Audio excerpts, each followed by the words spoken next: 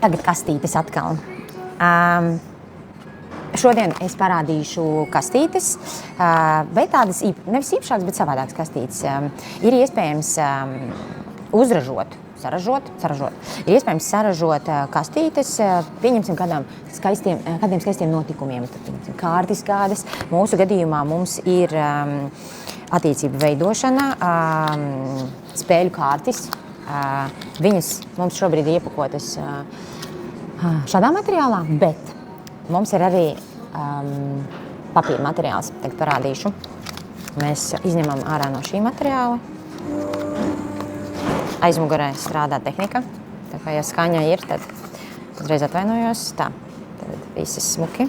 Saliekam iekšā šajā iepakojumiņā un aizsaisim ciet. Tātad mums tagad ir gatavs produkts, kurš ir forši pasniedzams un saglabā savu formu. Tā kā arī šādus, arī šādus mēs veidojam dažādās formās. Tā kā droši griežamies un veidojam to, kas pašiem patīk.